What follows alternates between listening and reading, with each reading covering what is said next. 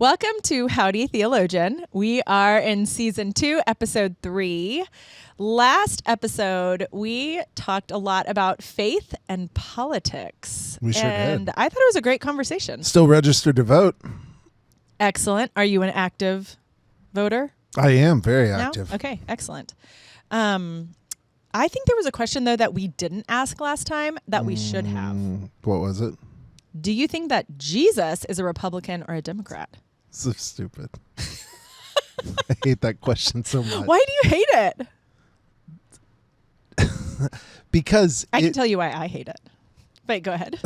I hate it because it makes so many assumptions that about Jesus, and it also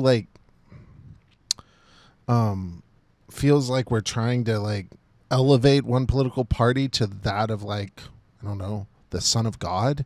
Yes. And I think anytime we start asking questions would Jesus be in favor of X or would Jesus prefer Y? We've done a huge disservice. By trying to make Jesus sort of fit into our little boxes. And the real question should be, how can political parties be more like Christ?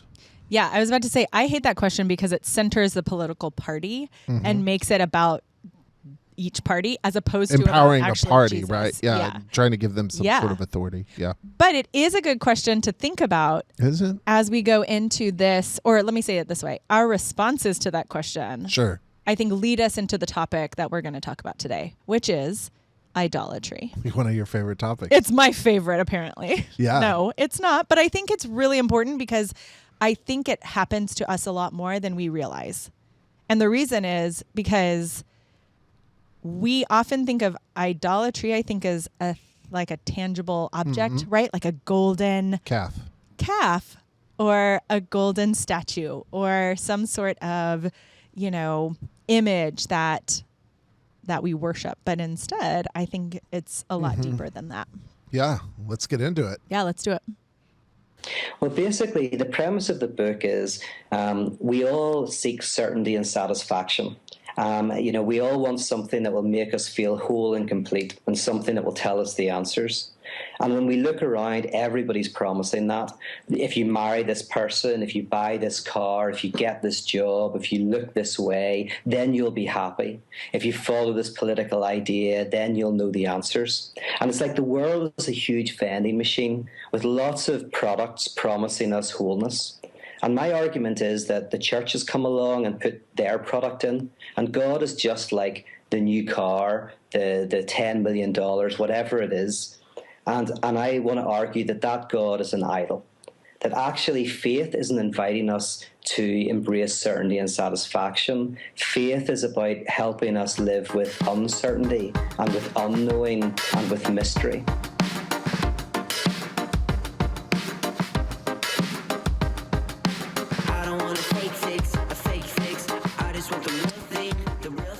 I really like Peter Rollins, Northern Irish theologian, public theologian, and I think he's onto something there, Elizabeth, when he talks about Christianity, especially in America, about sort of taking God and making God just one more product that we can get out of a vending machine. Yes, that is really convicting. And, when I think about also just the church in general, how much we see ourselves as competing for time and attention and resources. No doubt. And, the presence of people and the number of conversations I have had in a variety of churches about Sunday morning and how that used to be sacred, but now it's not. It's been taken over by kids sports. Soccer. Exactly. Or, golf or other events, brunch, all these things that now the church is competing for. And it's the church almost has allowed itself, and in some ways, again, the product, right, of the church has, it's I don't know. I would argue that It's cheapened it or something. Yeah. The minute the church started thinking it needed to compete was the minute the church sort of created an atmosphere where it has to find its way into the marketplace, right? So, like, I guess it can be sort of a chicken and egg type of situation, but the church has really turned God into a product for a very long time. Oh, yeah. And this is sort of the just natural consequence of that. It's not that culture has just rejected the truth of the gospel as much as it is the church has turned the truth of the gospel into one of many products available to people, and we try to sell the gospel instead of tell the good news. And I think that people are smart. They kind of get that. Yeah, and they don't want to be sold, one more thing. Yeah, because Or do they? Or do they? I mean, really, yeah. I think that's actually the problem. I think actually we do want to be sold stuff. Yeah. Well, we are interested in things that will make our life easier, more comfortable, that'll help us to navigate, or ignore the issues that are around us. Yes. I totally agree. This Washington Post article from, I think it was earlier in the spring, March of 2024, talks about this phenomenon that's existed within the economy, especially with younger people, and their spending habits during the pandemic when we were getting government recovery checks in the mail. And that there was this like huge boom in terms of like discretionary spending, and it's called doom spending or revenge spending or YOLO spending, right? But there was this big shift in consumerism, and you kind of understand it early on, right? Like everyone's super anxious. We're all home. We only have the internet. We only have the internet. Ways to connect. Yeah. Amazon, of course, is still running. Right. Of course. And so there's this like splurge in buying whatever you want, and then to try to pass the time or fill some sort of void. And then the pandemic ends and people start traveling a bunch, right? So they're going and doing all these experiences, and now that certainty has sort of come back around, at least as it relates to the pandemic, what we're seeing is that has not actually, like, people haven't changed their spending habits. And in the article, it says, just like the Great Depression ushered in decades of frugality and austerity with an entire generation reusing plastic bags, jam jars, and aluminum foil, there are signs the coronavirus crisis has had the opposite effect, nudging Americans towards spending more, especially on experiences. When you live through a crisis, it gets ingrained in your brain, said Ulrich Malmindier, a professor of behavioral finance at the University of California at Berkeley. The official economic reports might say everything is coming back to normal, but we are different people than we were before the pandemic. I don't know if we're different, but our actions are different. We've trained ourselves to act differently, but I still think that humans are constantly trying to fill a void. Yeah, I agree with that. Right? Yeah, so, I agree with that. And when we think about idolatry, it's about looking for something outside of ourselves that fills that void, and looking for assurance in, I just think of idolatry as like, it's looking for comfort and assurance from something. And certainty. Yeah. And answers and protection and all of that. Looking for that in places that are not God. Yes, certainly from like the Christian standpoint. Right, idolatry is anything in which you find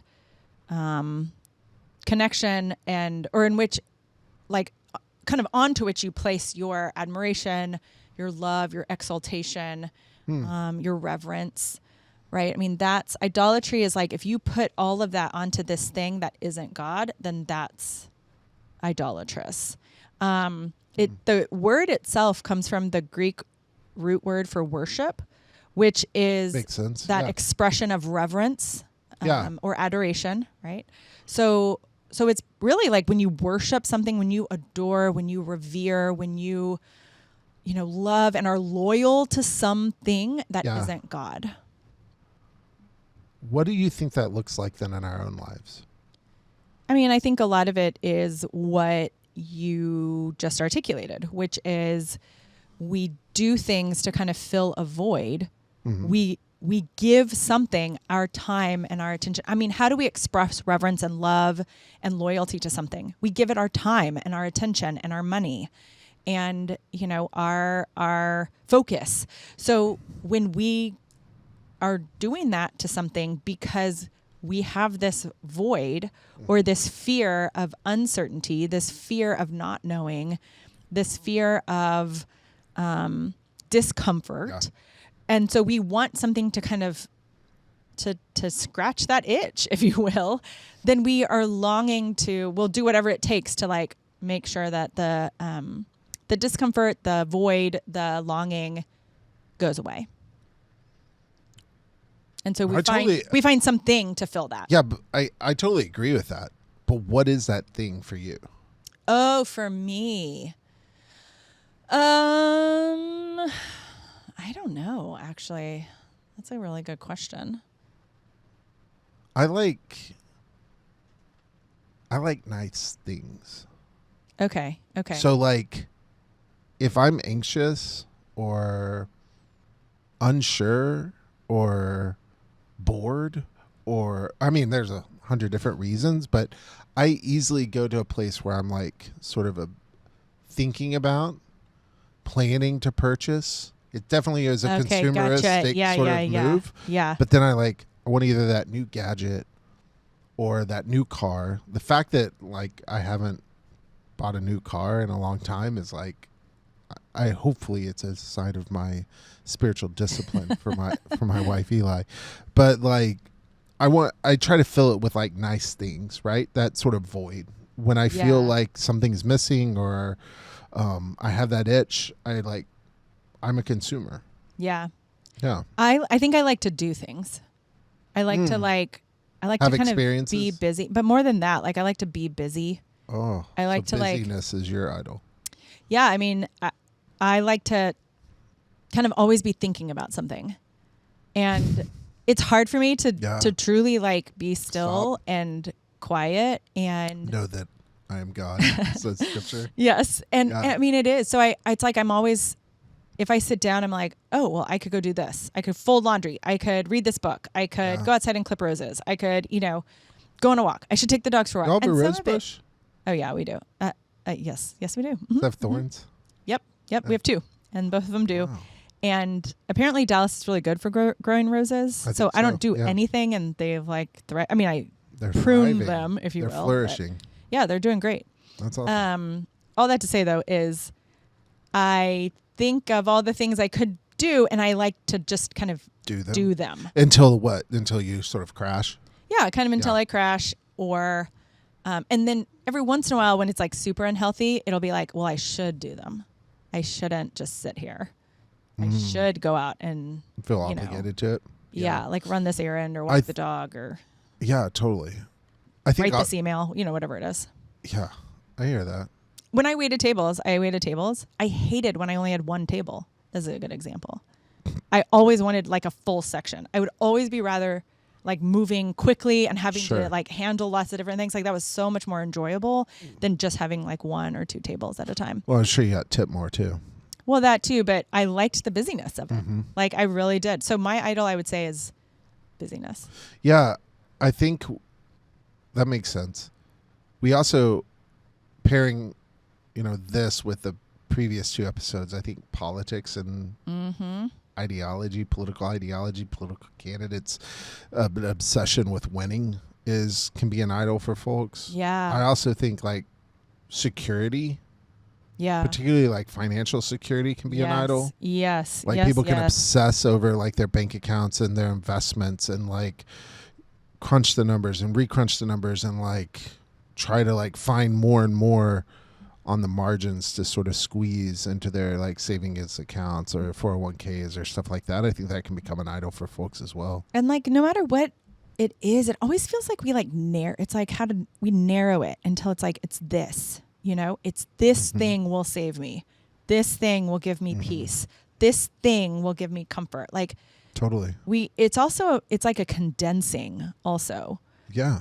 where if we just finish our checklist, if we just get this, achieve this kind of success, if we just, have reach this social status or have this kind of friend, or this politician if like this can just happen, then like we'll be at peace. And then we get to it. We'll be comfortable. It's sort of like what happens when the dog catches the tire. We realize, oh, that didn't really satisfy me like I thought it would. So what's the next thing? Right. I guess that means that we all are idol worshipers in some form or fashion. Yeah, I mean, I think we all worship things that are not God. In fact, I think it becomes really complex too, kind of like Peter Rollins, thank you, was talking about, where it's like even God, we can create a thing out of God instead of recognizing that God is so much more beyond. Which brings us to actually a great piece of scripture, Exodus 32. It's probably the most recognizable scripture when we talk about idolatry because it's so in your face. Moses has gone up the mountain to have that one-on-one chat with God to gain all the inspiration he needs to lead God's people. And in Exodus 32, it says, when the people saw that Moses was so long in coming down from the mountain, he was gone for so long, they gathered around Aaron and Moses' brother, come make us gods who will go before us. And for this fellow Moses who brought us up out of Egypt, we don't know what's happened to him. So what do they need? Like, I love this because what do they need? They need a God that will go before them because that was Moses. Moses was like their God. Well, was like this representation. Yeah. Really, they had made an idol out of Moses already. Absolutely. They had made an idol out of Moses already. And Aaron answered them, well, you're right. Take off them gold earrings. Aaron's a doer. That your wives, your sons, your daughters are wearing. Note that the sons were wearing earrings. Yes, and bring them to me. So all the people took off their earrings and brought them to Aaron, and he took what they handed him and made it into an idol cast in the shape of a calf, fashioning it with a tool. Then they said, these are your gods, Israel, who brought you up out of Egypt. Totally not true that the gold, which they fashioned a calf out of, brought them out of Egypt, but how quickly they were to replace God with the thing they could see, the thing they could touch, the thing that they could control, the thing that they could influence, yada, yada, yada. It is the thing they could carry, the thing that grasp, they could carry, and hold. the thing that they could project their anxiety, their fear on, which is the real root of why they're doing this, right? This is sort of human nature at its finest, that in the absence of God, we will find something to try to bring us happiness, contentment, joy, peace, security, whatever it is. Peace, for sure. It also reminds me of this ancient text that's called the Cloud of Unknowing. And that was it was written by an unknown author in the late 14th century in English, so in England. So it was like written in Middle English. And it's part of what is called, it's like a theological kind of tradition of mysticism. Yeah. So it's a mystical writing. And what that means is it's not intellectual writing about God. It's like an intellectual writing about the experience of being in union with God. Yes. So it describes what it's like, what it feels like, and what it is like to kind of enter what the author says is this quote unquote cloud of unknowing, where the closer you get to God, the less you actually depend on your knowledge of God. So I really love this quote. If you just can look past the gendered language, the author writes, for he, God, can well be loved, but cannot be thought. By love, God can be grasped and held, but by thought, neither grasped nor held. And therefore, though it may be good at times to think specifically of the kindness and excellence of God, though this may be a light and a part of contemplation, all the same, in the work of contemplation itself, it must be cast down and covered with a cloud of forgetting. Even the attributes of God, this writer is saying, right? Kindness and excellence, right? The attributes of God are not God and cannot be thought to be all of God. Yeah. So we have to like put the attributes of God aside. And you must step above it stoutly but deftly, I love that, with a devout and delightful stirring of love, and struggle to pierce that darkness above you and beat on that thick cloud of unknowing with a sharp dart of longing love, and do not give up whatever happens. And it's so, you love it because you're a 4. The Enneagram, it's like so dramatic. But it is, I think, really this beautiful concept of, hey, God, even the thoughts we have about God, the attributes we want to give to God, the idea we have of God. The idea that we have of God is not God. And if we're not careful, we can make an idol of our own ideas of God. Totally. I think that is a really great point, and significantly challenges our understanding of what it means to participate in Christian community, because so often we're trying to put language around God so we can relate to God. And I still think that that's a worthy endeavor, but it does remind us that we have to even hold that very loosely, because the minute we think we know who God is and what God would do and how God would act is the minute that we've turned our understanding of God into God, and God is so beyond that. Right. Yeah. And I mean, look at the Bible. Yeah. I think the Bible is another really good example of idolatry. Words that are used to reveal God have become idols for so many Christians, right? Have taken the place of God. Absolutely. Yeah. And we see that with how it's interpreted, right? We can't ask questions of it. We can't invite mystery into reading scripture. It has to be factual. It has to be true. Absolutely true. We also see that in sort of the reverence that certain Christians have of scripture and the need they have to inject it into our school curriculum, right? So we sort of can see how easy it is to make idols really out of anything. Yeah. Materialism and consumerism, nationalism and political power. Yeah. Ego, self-interest, religious idolatry, social and cultural idols. Yeah. Just look at what we saw at the Emmys. Did you watch the Emmys? I didn't. It was pretty good. Oh, good. But I do think that it reflects this sort of, I don't know, reality of what it means to be human. Like, given an opportunity.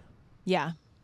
Given sort of a spiritual void in our life, we will wander and create idols out of anything.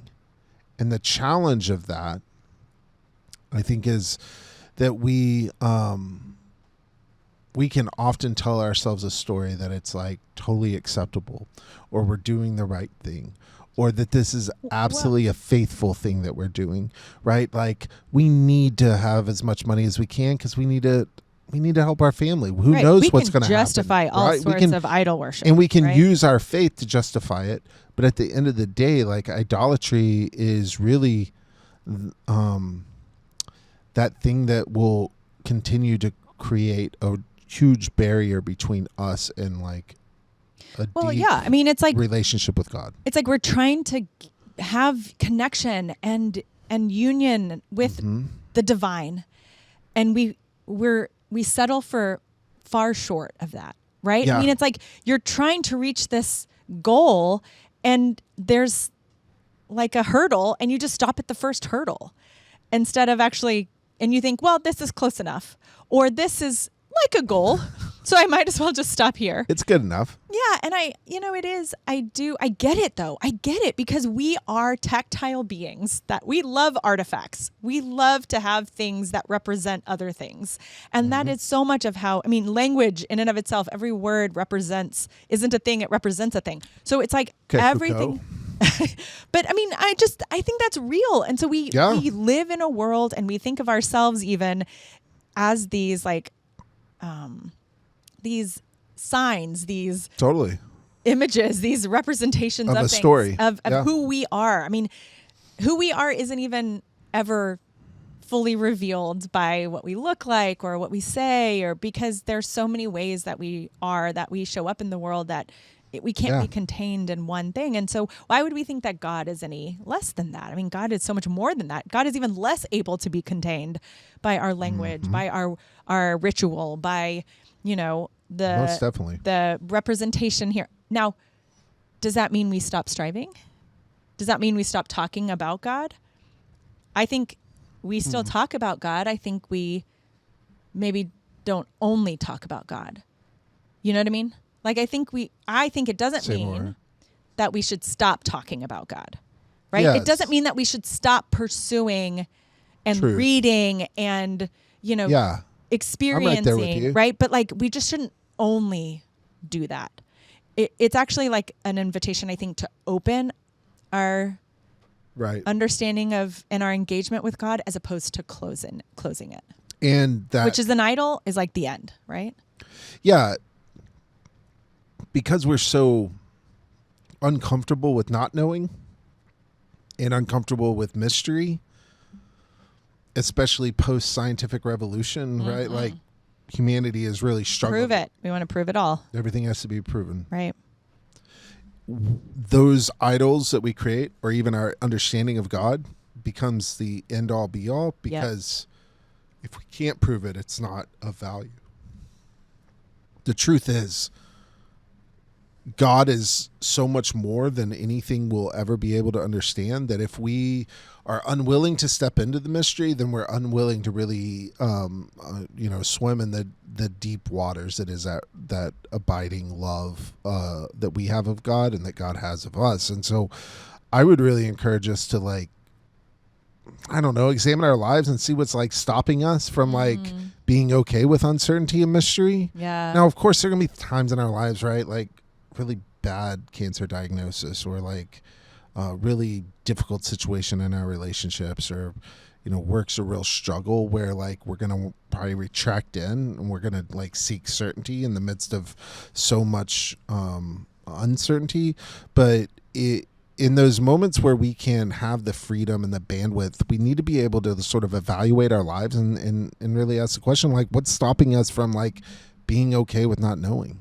Yeah. And what are we putting in front of us? What is that first hurdle, that you talk about, that we sort of stop at because it's obtainable or easy to get to, but getting around it seems too daunting, right? What are those things that we just create, those little boundaries, and we just stay in? And that's sort of idolatry, right? When we are unwilling to move into those sort of unknown, uncertain, mysterious ways of God, we have really limited our spiritual development and our faithful flourishing.